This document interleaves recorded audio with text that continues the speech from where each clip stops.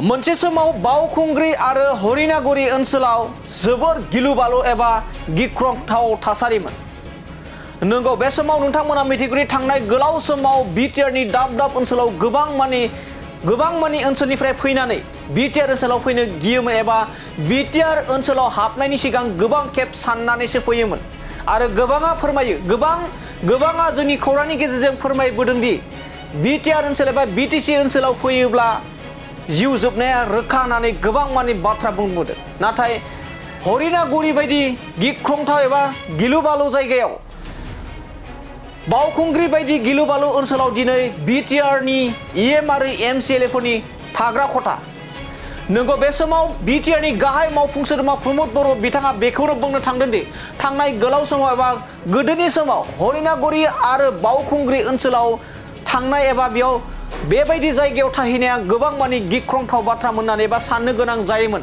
नाथाय दिनैनि समाव बिटिआर गोजोन गोरोबथानि उनाव बावखुंग्रि एबा हरिनागुरि ओनसोल बायदियाव गोबां सुबुंफोरा दावबायनो फैयो। गोबां सुबुंफोरा बायदि फेस्टिभेलफोराव नुजाथिफैना बाहागो लाफैनानै गोग्गानाय फोरमायदों बिटिआरनि गाहाय मावफुं सोद्रोमा प्रमद बर' बिथाङा, जेराव बिथाङा फोरमायदों थांनाय गोलाव समाव हाग्रामा महिलारि बिथांमोननि खुंथायनि समावनो बावखुंग्रि बायदि ओनसोलाव गोबां सुबुंफोरा फैनो गियोमोन एबा थांनो गियोमोन। हरिनागुरि बायदि ओनसोलाव थांनाय सिगां गोबां मानि बाथ्रा साननांगौमोन। नाथाय दिनैनि समाव एबा प्रमद बर'नि खुंथायनि समाव बियो एबा प्रमद बर' थामहिनबा बिटिआरनि गाहाय मावफुं सोद्रोमा प्रमद बर' बिथांनि खुंथायनि समाव बे जायगायाव जेराव गिलु-बालु हरिनागुरि गिलु-बालु बावखुंग्रि ओनसोलाव मोजां फेस्टिभेल जानानै थाङो आरो हरिनागुरि बायदियाव बिटिआरनि एमसिएलएफोरनि इएमफोरनि थाग्रा खथा एबा गिदिर बेफोरबायदि बिल्डिं लुफुंनाय जाबायनानै बाथ्रा बुंदों। जेराव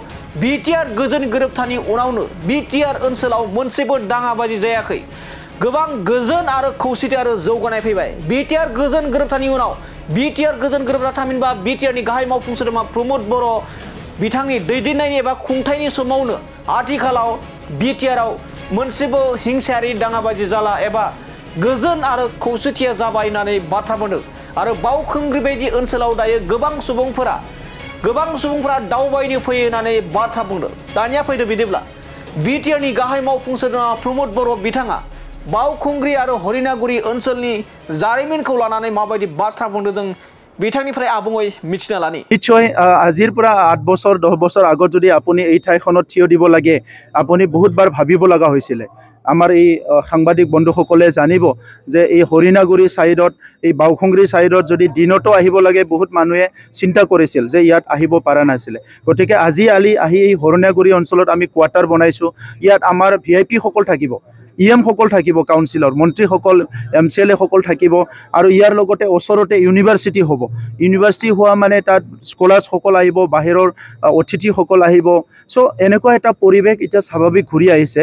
আৰু ইয়াৰ লগতে কোকৰাঝাৰ আমাৰ বাউখুংগ্ৰিটো অতি শীঘ্ৰে স্বদেশ দৰ্শনৰ এটা মিনি বডোলেণ্ড বুলি এটা কনচেপ্ট লৈ পেলাই এটা শ্ব'কেছ আমাৰ টুৰিষ্টবিলাকৰ কাৰণে ডেভেলপ হৈ আছে।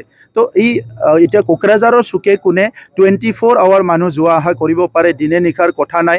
আৰু ইয়াৰ কাৰণে আমি ধন্যবাদ দিব লাগিব প্ৰধানমন্ত্ৰী নৰেন্দ্ৰ মোদী ডাঙৰীয়াক। এই প্ৰধানমন্ত্ৰী ডাঙৰীয়া দায়িত্ব লোৱাৰ পিছত আমাক সম্পূৰ্ণ ছাপোৰ্ট আৰু মাৰ্গদৰ্শন কৰিছে।